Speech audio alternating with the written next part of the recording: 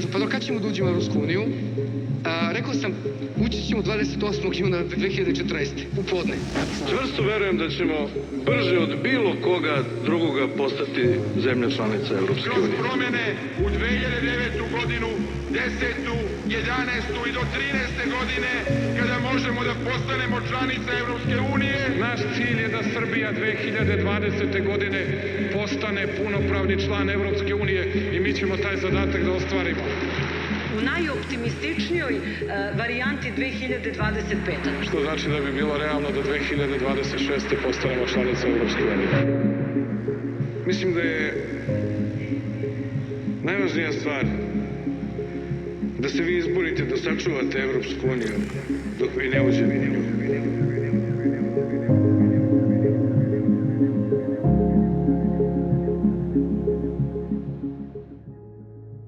Menjali su se datumi, menjali i oni koji su ih postavljali. Ali se nije menjala Srbija. Bar ne onako kako je to očekivala Evropska unija, ali i građani. Proces pristupanja traje više od 2 decenije.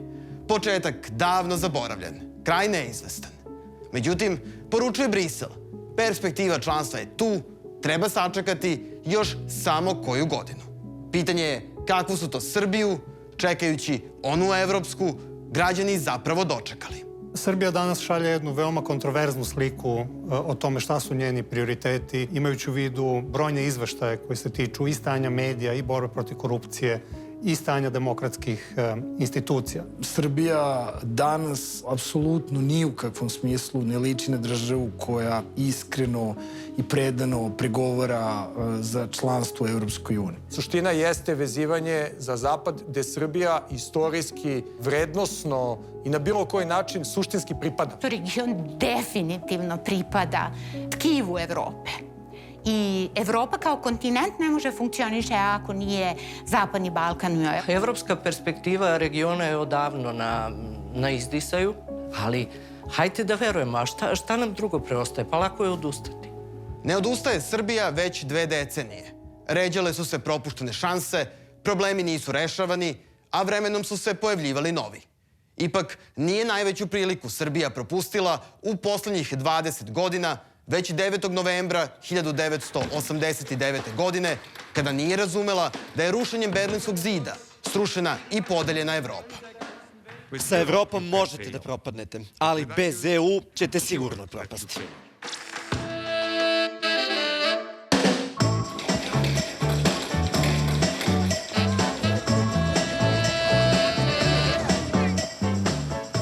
In 1993. godine, kada smo imali samit u Kopenhagenu, to je bilo 4 godine nakon pada Berlinskog zida. Tada su zemlje članice Evropske unije odlučile da objedine evropsku porodicu koja je bila razdvojena 45 godina. Građanima koji su živeli u državama istočne i centralne Evrope decenijama pod komunističkim diktatorskim režimima, nakon pada Berlinskog zida savršeno je jasno iz čega izlaze i kuda žele da idu. Fantastično je što je postojao period optimizma u Evropskoj uniji, kao i van nje. Ubrzo nakon pada Berlinskog zida postojalo je čvrsto verovanje da će liberalna demokratija i tržišna ekonomija biti usvojene od strane celog evropskog kontinenta na jedan prirodan način. Bilo je to zaista drugo vreme u svakom pogledu. Evropa je bila još uvek u fazi u kojoj se takođe sa mnogo više, recimo, entuzijazma gledalo na tu perspektivu prijema novih članica postkomunističkih zemalja. Dok je Evropa slavila, najavljivala povratak zemalja istočne i centralne Evrope i brisala granice, naš region je doživljavao krvave sukobe.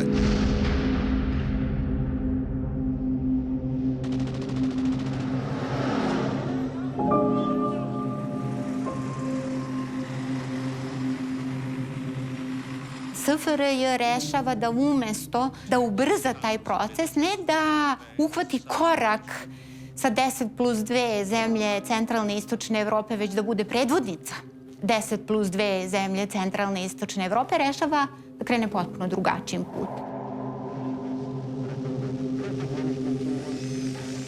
Bili smo isključeni iz svih evropskih tokova. Spavali smo pod sankcijama 90. godine kad su se evropske integracije dešavale u Evropi. Jugoslavija je izbačena 92. kad su nam uvedene sankcije iz svih međunarodnih ugovora. Stara SFRJ imala najrazvijenije trgovinske odnose na svetu. Mi smo to sve izgubili u jednom danu. Izgubljeni, zaglavljeni i izolovani tokom poslednje decenije 20. veka, građani Srbije su 5. oktobra 2000. godine demokratiju uzeli u svoje ruke. Režim Slobodana Miloševića poslat je u prošlost, a Srbija se vratila svetu i Evropi. 90. su svakako bile obeležene izolacijom pre svega. Čitava decenija je u tom smislu potpuno izgubljena. Za sve građane je tada taj evroentuzijazam zapravo značio pokušaj da na tom talasu Evrope se više ovde nikada ne desi takva vrsta izolacije. Evropska unija je bila ta ulaznica, ta kopča i ta veza, ali nikada to nije bilo ni lako, ni jednostavno, niti onako kako smo mislili da će biti brzo. 5. oktobra Evropa je za Srbiju predstavljala nadu i da kažem, put ka svetlosti kako je Srbija želela da ide. I to se postepeno krivicom, pre svega političara, ne građana, menjalo. Posle svega što smo videli 90-ih, posle početka u kome Evropa nije imala, zapravo imala je ulogu koju nije uspela da odigra tako da zaustavi te sukobe u regionu, pa onda učešće Sjedinjenih Američkih Država i konačno lopta se vraća Evropi koja stavlja u perspektivu to pridruživanje Evropskoj uniji. Izgledalo da time ona preuzima neku odgovornost za situaciju u svom okruženju. Evropska unija je u tom trenutku bila i strategijski cilj političke grupacije koju smo mi predstavljali, a s druge strane predstavljala u jednom drugačijem smislu ogromnu nadu. I mi smo se svi zajedno nadali, a posebno građani, da bi članstvo u Evropskoj uniji, koje tada smo mislili može vrlo brzo da se dosegne, moglo da izleči i u ekonomskom smislu našu zemlju.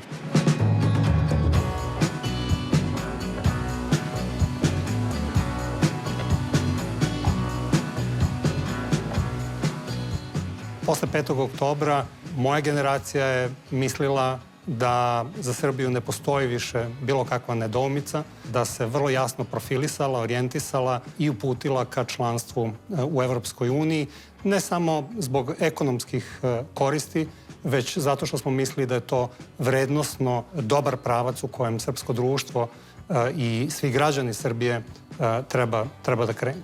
Mislim da to za mene lično bio neki trenutak da najviše osjećate da možete da date neki doprinos i da budete u situaciji da nešto konkretno promenite i da vidite da se nešto menja na bolje u zemlji. Može se reći da smo u tom momentu bili, nazvao bi ga u onom romantičnom momentu, kada se osjećao stepen entuzijazma da bi trebalo veoma brzo da dođe na red integracija ostatka Zapadnog Balkana. Evropska ideja je predstavljala perspektivu, napredak, bolji život. Izlazite iz jednog mraka u kom ste bili 90-ih, vas primaju u svet. Ja od tada do danas govorim da mi pripadamo Evropi geografski, kulturno i ekonomski, kako god hoćete, samo još politički. Samo ta sitnica koja nam sreću kvari. I to nikakva nije garantovana stvar da smo mi osvojili demokratiju, da idemo u ekonomske reforme, da idemo prema Evropi. To nije garantovana stvar. To je šansa koja može da bude prokockana sutra. Jedini čovek koji je nazvao stvari pravim imenom, koji nije pravio kompromise i koji je imao konkretan plan kako da se Srbija modernizuje, postane demokratsko društvo, jeste bio Zoran Đinđić. U ime Evropskog parlamenta izražavam svoje iskreno saučešće porodici gospodina Zorana Đinđića, njegovim prijateljima i narodu Srbije. Drage kolege, predlažem da odamo počast minutom ćutanja. Sa ubistvom premijera Đinđića na neki način i deo evropske ideje je ubijen u ovoj zemlji. Naša nada je do te mere prevazilazila realnost da u tom trenutku smo kao na bljesak, za koliko je trebalo deliti sekunde da taj metak iz puške dođe u telo premijera, u tom trenutku kao svetlost i ugašen.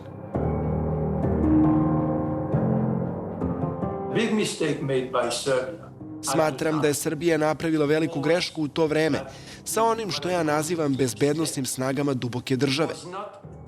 Duboka država nije srušena nakon ubistva premijera. Mislim da je to bila velika greška jer je duboka država nastavila sa svojim negativnim uticajem. Njegovo ubistvo je bilo i upozorenje za Evropsku uniju da možda ta takozvana duboka država je i dalje prisutna.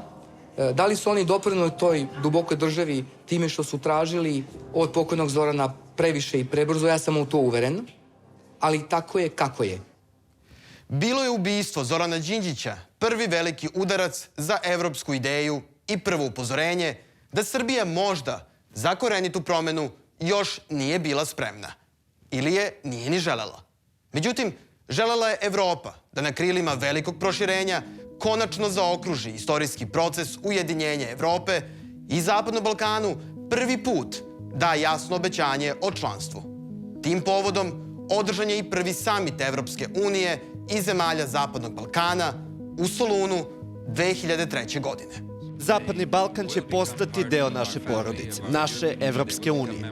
Spremni smo da ih podržimo u ovom procesu. U tom dvogodišnjem periodu Evropska unija je završila 5. proširenje. Stoga je postojao veliki optimizam da bi Srbija i ostale zemlje mogle da im se pridruže pod istim uslovima. Napravili smo veliku grešku. Solunska agenda je bila poziv, perspektiva.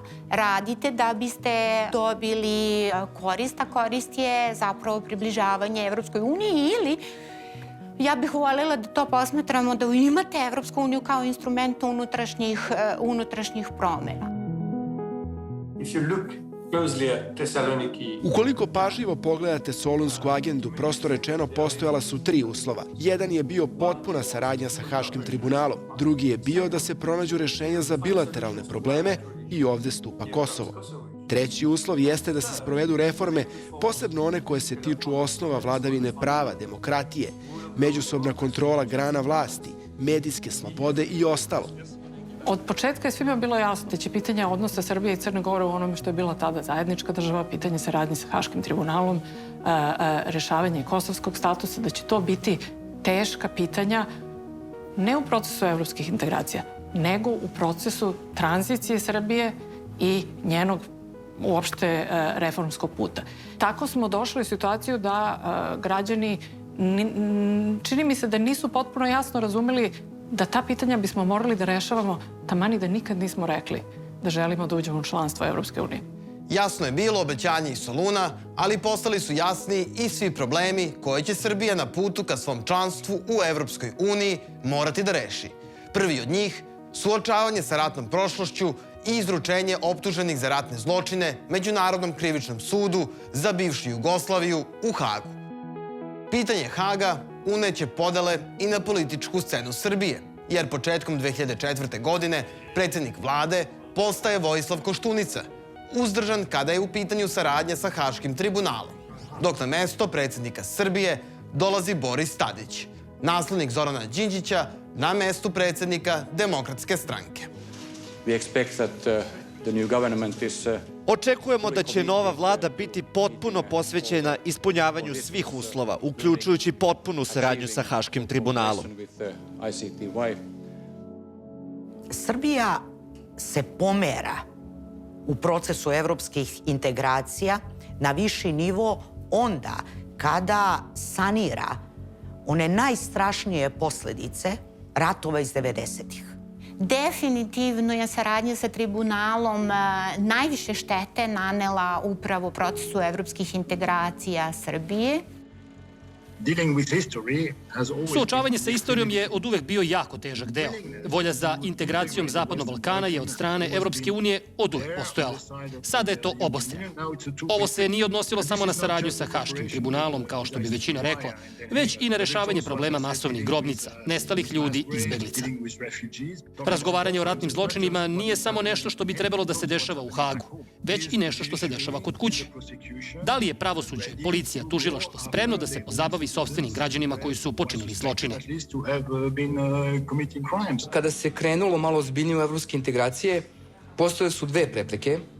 Prva je bila saradnja sa Haškim tribunalom, jer je bilo veoma jasno da DSS nije htela tu saradnju, da je ona sarađivala samo kada nije bilo izbora i isto tako nije bilo onog konsensusa za ulazak u Evropsku uniju u našoj zemlji kao što je postojao u Poljskoj, pa i u Rumuniji i Bugarskoj.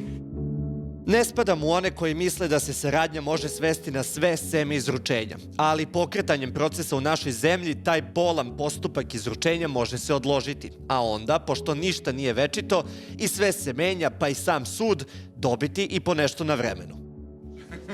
Mi smo želeli da završimo saradnju s Haškim tribunalom, to je bila i moja politička misija, imajući u vidu da sam stao iza hapšenja Miloševića zajedno sa drugim predstavnicima Demokratske stranke u nameri da i doprinesimo pomirenju u regionu, nadajući se da će i druge zemlje to učiniti, mada to nisu uradili u meri koje smo mi radili, mislim, na Srbiju. Drugo pitanje je da li je Haški tribunal ispunio svoje moralne obaveze? Da li je Haški tribunal odlučivao na način koji je dobar i u skladu sa pravom i sa međunarodnim pravom? Vrlo često nije. Stvari nisu išle tako glatko, pa je saradnja sa Hagom završena tek 10 godina kasnije. Najveći izazov za Srbiju predstavljalo je hapšenje haških begunaca, Radovana Karadžića i Ratka Mladića. Srbija je nakon demokratskih promena 2000-te Hagu ukupno izručila 45 osoba koje su bile optužene za ratne zločine. Dobro je za Srbiju da je i ova stranica istorije zatvorena, a otvorena je nova mogućnost da zajednički radimo u čitavom regionu na pomirenju i kreiranju jednog boljeg, prosperitetnijeg društva na prostoru jugoistočne Evrope i verujem da su sada i otvorena sva vrata za članstvo Srbije i pregovore, buduće pregovore na kraju za članstvo u Evropskoj uniji.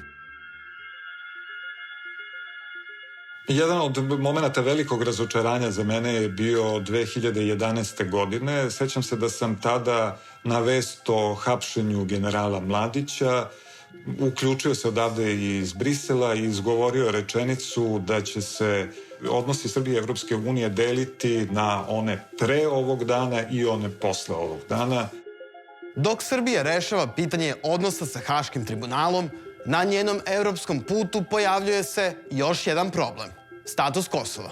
Nakon neuspelih pregovora Beograda i Prištine u Beču 2006. i 2007. godine, kosovske vlasti odlučuju da u februaru 2008. godine jednostrano proglase nezavisnost. Kosovo je spremno. Kosovo je ujedinjeno i mislim da ćemo dobiti datum uskoro.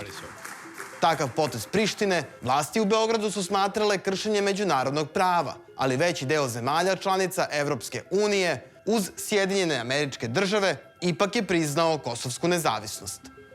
Predaha nije bilo. Hag se privodio kraju, završavao se, Kosovo je postalo tema, taj neki entuzijazam da može brže me je napustio onog trenutka kad je kosovsko pitanje ušlo u proces evropskih integracija, znala sam da to neće brzo. Evropa je danas pognula glavu i zbog toga će i ona biti odgovorna za sve dalekosežne posledice koje će ovo nasilje imati po evropski i svetski poredak. Dovelo je pitanje Kosova do sukoba unutar tadašnje vladajuće koalicije, odnosno predsjednika vlade Srbije Vojislava Koštunice i predsjednika Borisa Tadića. Dok je Koštunica tražio da Brisel jasno kaže da Kosovo posmatra kao deo Srbije, Tadić i njegova Demokratska stranka smatrali su da pitanje Kosova ne sme da zaustavi napredak Srbije ka Evropskoj uniji i da ga treba rešavati odvojeno od evropskih integracija zemlje.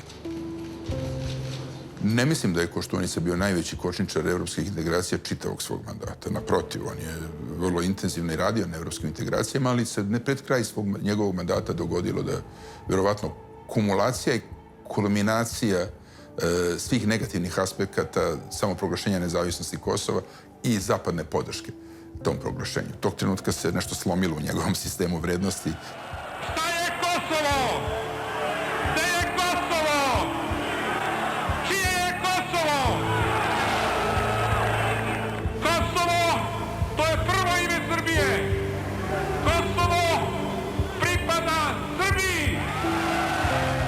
Ne možete vi sačuvati Kosovo ako nemate međunarodnu podršku. Čiju? Pa upravo onih zemalja koje su bliske ideji da podrže nezavisnost Kosova.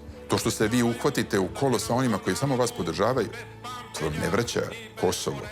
Zbog kosovskog pitanja pada tadašnja vlada Vojislava Koštunice, a na vanrednim parlamentarnim izborima 2008. godine pobeđuje lista okupljena oko Demokratske stranke pod nazivom Za evropsku Srbiju.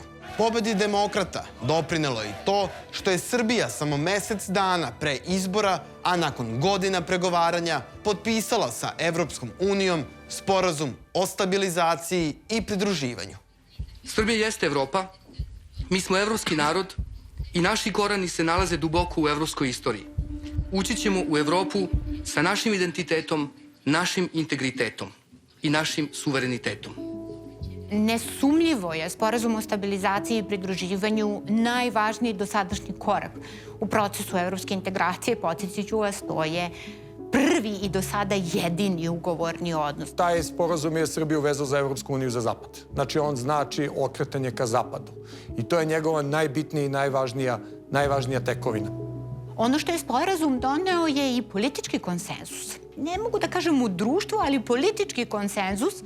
Sećam se momenta ratifikacije u parlamentu koja je zaista promenila sliku parlamenta u procesu evropskih integracija i dala tu nekakvu novu političku nadu. Ratifikacija sporazuma o stabilizaciji i pridruživanju 2008. godine je dovela do totalne promene na političkoj sceni u Srbiji. Tadašnja Srpska radikalna stranka se praktično podelila oko pitanja vezanih za evropsku perspektivu Srbije. Nikolić mi je predložio u Skupštini gde sam išao da branim sporazum zarad njegove ratifikacije, da i oni glasaju za taj sporazum.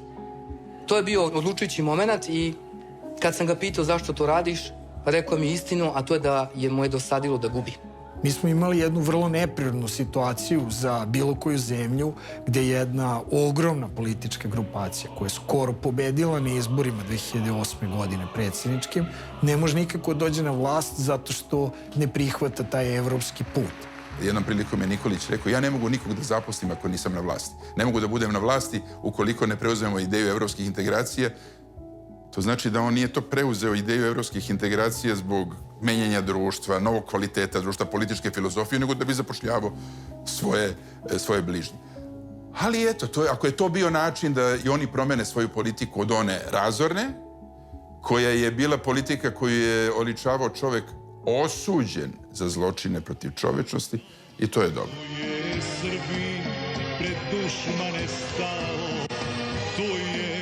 Srpske Bosne, Srpske Hercegovine, Srpskog Kosova i Srpske Metohije. Ako neko od vas u idućih mesec ili dva vidi negde Zorana Đinđića, nema veštačkog srca za Kosovo i Metohiju. Razmišljaj, Evropo, imaš vremena. Jeste li nekad videli skupoceni persijski tepih izatkan od zlata, ali samo ima jednu rupu? Ta rupa u Evropskoj uniji, to ćemo biti mi. Postoji jedan osjećaj prosto nelagode i nepoverenja da neko može da napravi takav obrt i da preko noći za 180 stepeni promeni vrednostnu osnovu svoje politike i tu politiku u celosti. Hoćemo Evropu, ali hoćemo naše Kosovo i Metohiju.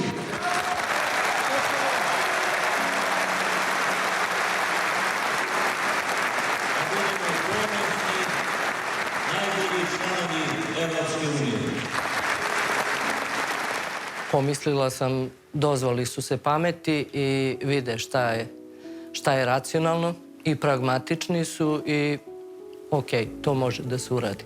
Nažalost vidimo da umesto da ta, da kažem, promena, taj veleobrt i pojavljivanje na desnici navodno proevropske snage poput SNS-a je bila samo formalnost. To razbijanje Srpske radikalne stranke je bio jedan pozitivan istorijski iskorak, ali ono do čega je došlo posle pokazalo je, nažalost, da vuk dlaku menja, ali čudnik. nakon potpisivanja sporazuma o stabilizaciji i pridruživanju koji je promenio političku sliku Srbije 2009. godine, dogodio se jedan od simbolički najznačajnijih koraka u procesu evropskih integracija zemlje. Evropska unija ukinula je vize za putovanja građanima Srbije. Dok je sporazum u političkoj areni značio puno, kod građana je ukidanje viza predstavljalo onaj moment koji je zaista delovao na svest. Dva najlepša momenta u mojoj političkoj karijeri su bili kada sam pokazao ono penkalo kojima smo se trajno vezali sa Evropskom unijom, ne samo ekonomski, nego i vrednostno. I drugi moment, naravno, to je kada smo prošli u ponoć bez viza i zajedno sa građanima odleteli za Brisel i da je posle toga to praćeno milionima poseta koje su naši građani mogli da urade na jedan dostojanstven način. Ušli! Pokušavali smo da objasnimo da je zapravo najveća korist za običnog građanina koji će moći mnogo jednostavnije da putuje, mnogo brže, lakše i jeftinije, a time i da dobije mogućnost da vidi, da se upozna i da shvati da je sastavni deo Evrope. To je bio neki tužan moment i srećen isto vreme. Zato što nas je oslobodio od naše države, ali oslobodio samo u jednom pravcu, da možemo od naših vlasti u regionu da bežimo. Samo nekoliko dana nakon što su građani dobili priliku da slobodno putuju u evropske zemlje, Srbija je predala i formalni zahtev da postane članica Evropske unije, što joj je odobreno tek nakon 2 godine. Sećam se pripreme podnošenja zahteva za članstvo. Jednostavno, pogledate unazad šta se sve to desilo pre toga i koje su sve to bile prepreke i traumatični događaji i čini vam se da to zaista bio jedan istorijski trenutak. Dogovorili smo se večeras da Srbiji dodelimo status kandidata za članstvo u Evropskoj uniji. Nadam se da će to ohrabriti Srbiju da načini dodatni trud kako bi ispunila političke i ekonomske kriterijume za članstvo u EU. Nakon što je Srbija konačno uspela da postane zemlja kandidat u proleće 2012. nešto kasnije te godine dobila je i novu vlast. Građani su na izborima u maju 2012. godine poverenje dali Srpskoj naprednoj stranci i njenom predsjedniku Tomislavu Nikoliću. A ono što sam govorio, to ću da radim, da Srbija neće skrenuti sa evropskog puta, da Srbija želi da zaštiti svoj narod na Kosovu i Metohiji, da ovi izbori nisu bili referendum oko toga ko će da vodi Srbiju u Evropsku uniju, ko neće. Nakon dolaska Srpske napredne stranke na vlast 2012. godine postojalo su velika očekivanja, ne samo u Briselu, već i u glavnim gradovima vodećih članica Evropske unije, zato što se smatralo da na vlast dolazi jedna legitimna i kredibilna politička opcija. Ja sam ovde došao da obezbedim građanima Srbije lepšu budućnost. A to, po meni, jedini način za to je članstvo Srbije u Evropskoj uniji. Ono što je bilo jako opasno da nam se vrati pred petooktobarska i antipetooktobarska politička snaga odevena u evropsko ruho. I to je najopasnije nešto što je moglo da se desi, ali to se na kraju i desilo Srbiji. Taj prvi period u nekom smislu možemo nazvati kameleonskim. To je period gde sadašnji režim u Srbiji još uvijek nije imao sve konce vlasti u svojim rukama i trudio se da se dodvori Zapadu tom nekom pretvornom politikom koja je trebala da pokaže tu neku predanost ka evropskoj viziji za Srbiju, demokratizaciji i članstvu u Evropskoj uniji. Kako bi pokazala svoju posvećenost evropskim integracijama, vlada Srbije pristaje da u Briselu učestvuje u političkim pregovorima sa Prištinom o normalizaciji odnosa. Tako su se 2012. godine prvi put sreli predsjednik vlade Srbije Ivica Dačić i kosovski premijer Hašim Tači uz posredovanje visoke predstavnice Evropske unije Catherine Ashton. Nakon 6 meseci razgovora, u aprilu 2013. Beograd i Priština dolaze do prvog većeg dogovora, poznatijeg kao Briselski sporazum. Briselski sporazum je stvarna izdaja srpskih nacionalnih interesa. Sa stanovišta objektivnosti, i priznate pravni sistem nezavisnog Kosova na čitavoj teritoriji, da to niste morali da uradite. Pogotovo na prostoru koji ratom niste izgubili. Taj mali prostor gde možete čuvati svoj identitet. To ja ne mogu da razumem. Ali to je njima dalo međunarodnu kvalifikaciju. Samo mogu da konstatujem da ono vreme koje su u ovom novom režimu mislili da su kupili potpisivanjem dosta štetnog Briselskog sporazuma u smislu da on nije praćen nikakvim benefitima za Srbiju. Jer ako ga pogledate, i ono malo što su trebali da dobiju Srbiju na Kosovu, a to je ta zajednica srpskih opština, i dan danas nije realizovano. Samo nekoliko meseci nakon potpisivanja Briselskog sporazuma, Srbija biva nagrađena odlukom Evropske unije da se otvore pregovori o članstvu u januaru 2014. godine. Pregovarački proces sastoji se od usaglašavanja sa zakonodavstvom, standardima i politikama Evropske unije u 35 poglavlja, koja predstavljaju različite oblasti poput poljoprivrede, zaštite životne sredine, vladavine prava. Poglavlja se otvaraju kada se za to ispune određeni uslovi, a zatvaraju kada se postigne potpuno usaglašavanje u određenoj oblasti koju poglavlje pokriva. Da bi završila pregovore, Srbija mora da zatvori svih 35 pregovaračkih poglavlja. Prva poglavlja otvorena su tek krajem 2015. godine, a jedno od njih, poglavlje 35, odnosi se na praćenje dijaloga Beograda i Prištine i primenu dogovorenih sporazuma. Time je pitanje Kosova, koje je i ranije imalo veliki uticaj na evropski put Srbije, i formalno postalo deo procesa pregovora o članstvu. Tako je Beograd-Priština stavljeno u proces proširenja u poglavlje 35, koje je u prethodnim proširenjima bilo kanta za otpadke, sve ostalo se zvalo i sve što nestane u ostala poglavlja stavi se u 35. A nama to postalo ključno, političko, državno, kakvo god hoćete pitanje, kojim se meri napredak u reformama. Zar to nije paradoks?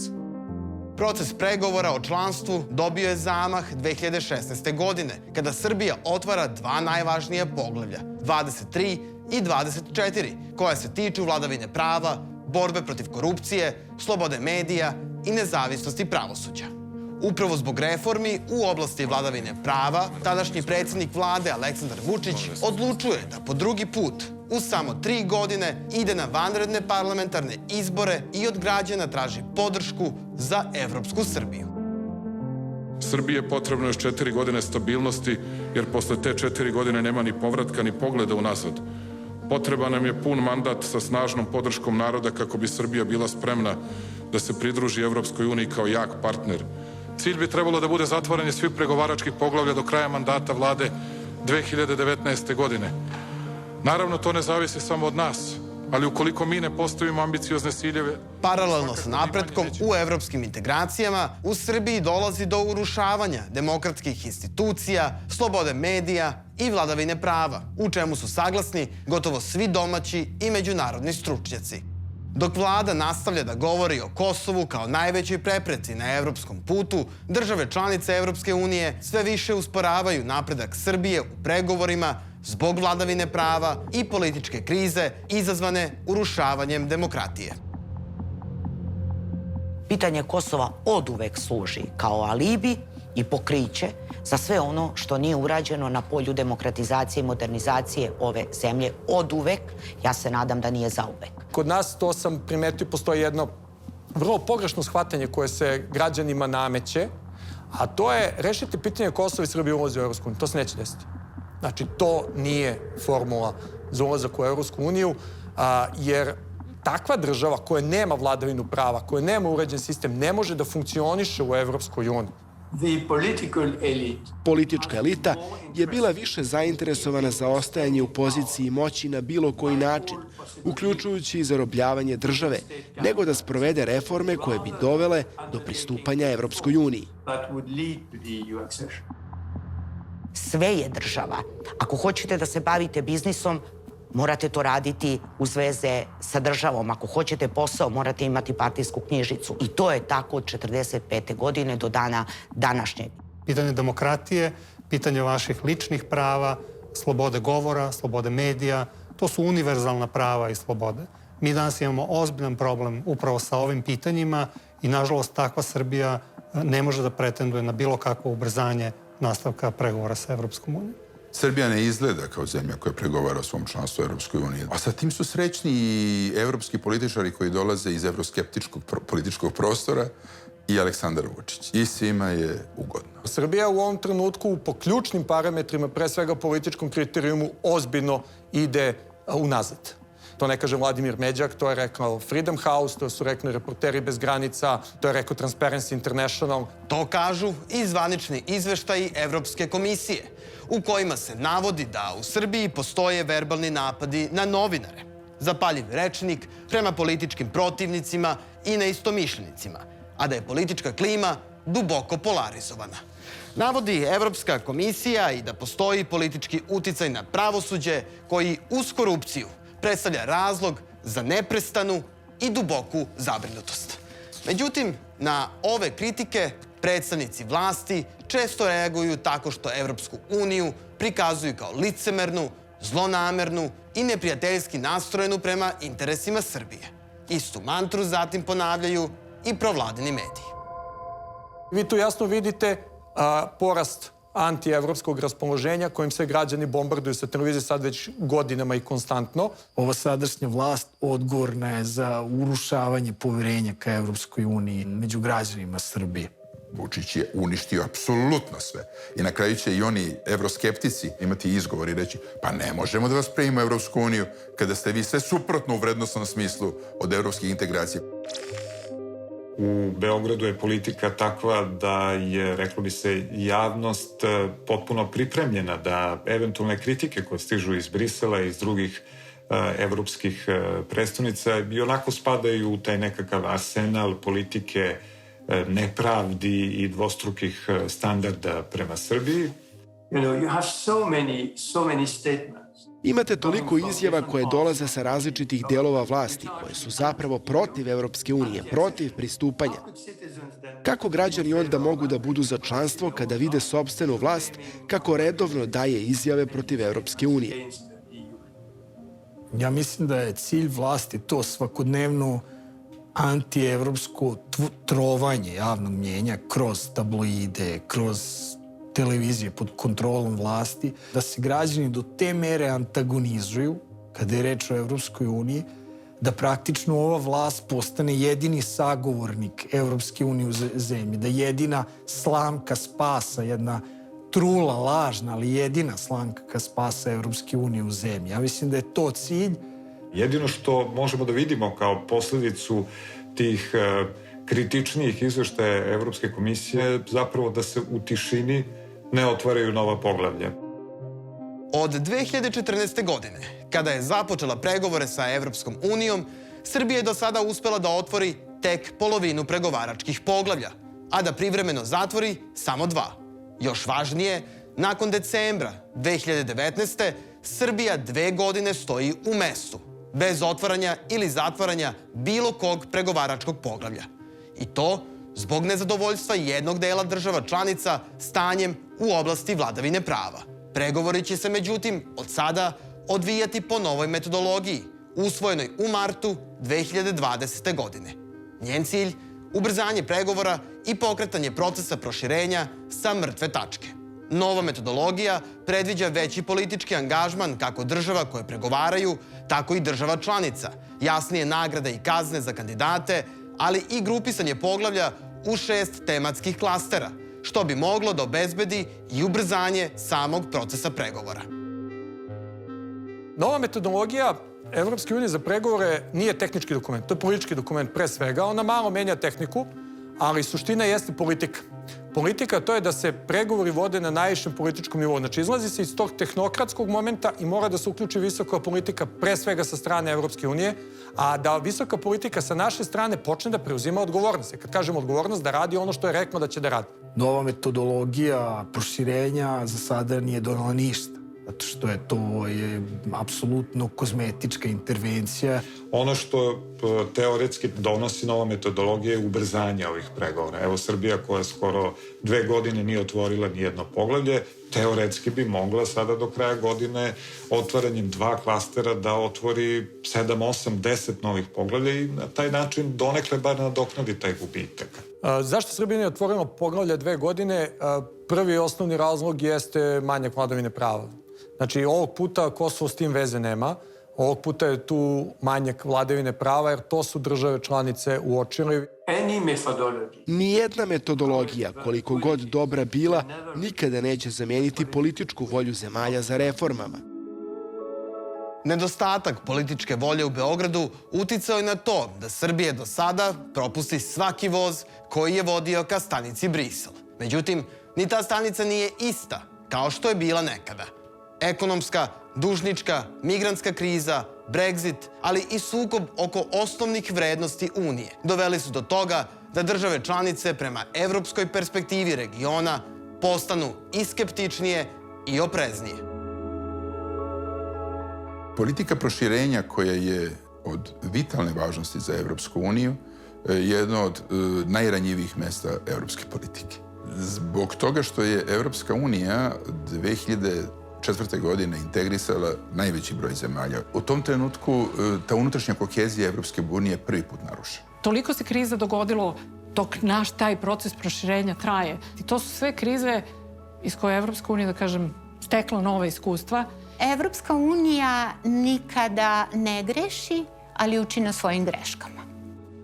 Evropa je prolazila od jedne krize ka drugoj, proširenje se sklanjalo sa stola, sad mislim da više apsolutno niko ne pominje proširenje kao reč. To nije pravedno. Zašto mi snosimo posljedice prethodnih loših odluka o proširenju? Kakve mi veze s tim imamo? Bitno je da političari u državama članicama objasne građanima zašto je važno da se nastavi proširenje Evropske unije. Mislim i da je bitno da sredite situaciju u Uniji kako biste mogli da dočekate nove članice.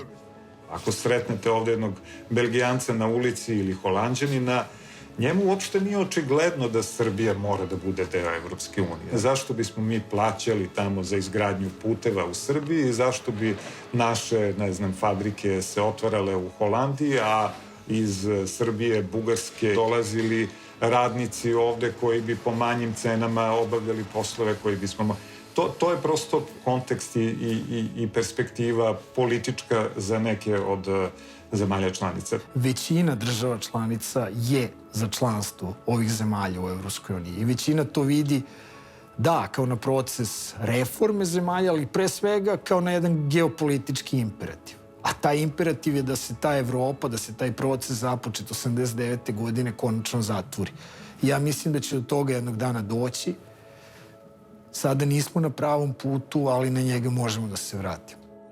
Tražile su države u regionu jasan putokaz i potvrdu da njihova evropska perspektiva i dalje postoji. Iz Brisela ga nije bilo sve do 2018. godine, kada je Evropska komisija objavila da postoji šansa da Srbija i Crna Gora, koje su najdalje odmakle u procesu pregovora, postanu članice do 2025. godine.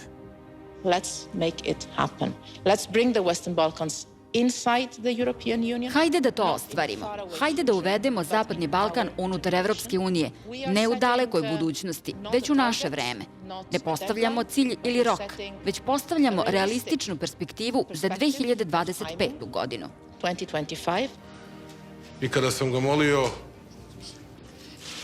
za nekakve okvirne datume u kojima bismo mi mogli nešto optimističnije da posmatramo našu budućnost, znao sam da tražim nešto što nije lako dobiti, nešto što nije jednostavno dobiti i zato i danas ne govorim da je 2025. godina u kojoj je garantovan ulazak Srbije u Evropsku uniju, već je to godina u kojoj, ukoliko bismo mnogo teškog posla završili, mogla da bude godina našeg priključenja evropskoj porodici naroda. Garantovani datum se ne može očekivati. Podsjetit ću vas, 2025. kao potencijalna moguća godina nikada nije dobila zeleno svetlo, zato što je prosto suviše zvoni onaj prethodni garantovani datum. 2025. kao godinu mogućeg ulaska Srbije i Crne Gore više niko ne pominje. Ona je ostala u toj strategiji proširenja 2018. I kad je ta strategija doneta, nju donela Evropska komisija, naravno. Nju Evropski savjet nije prihvatio. Ne mislim da će i jedna država pristupiti Evropskoj uniji do 2025. godine. Bio bih realan i rekao bih do 2030. jedna ili dve države će moći da pristupe. Ta mogućnost pristupanja nije trajno otvorena. Vrata nisu uvek otvorena. Ona se otvaraju periodično. Taj period i taj period otvaranja zavisi od unutrašnjih političkih ciklusa u Evropskoj uniji. I kad se taj period ponovo vrati i vrata otvore, samo oni koji stoji ispred vrata i spreman je za članstvo, taj će ući. U idealnoj situaciji, da li bi moglo da se desi 2021-2025. Moglo bi, ali nema idealne situacije bez jasne političke odluke, nemoguće. Apsolutno je prirodno biti razočaran, ali ja sam još uvijek uveren da jednog dana, kada neka vlast, a sasvim sigurno to neće biti ova, bude Srbiju dovela na vrata Evropske unije, da će građani velikom većinom tu ideju podržati.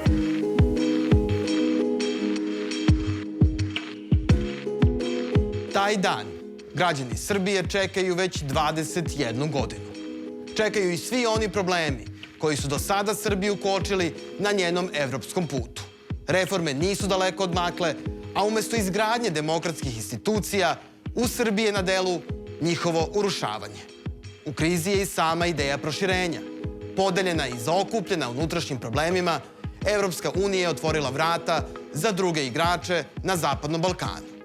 Međutim, iako okolnosti za proširenje u poslednje 2 decenije nikada nisu bile tako nepovoljne kao danas, Brisel i dalje tvrdi da perspektiva članstva još nije izgubljena.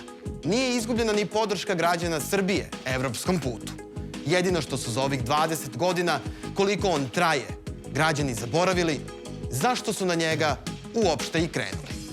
I na to ih ponekad treba podsjetiti.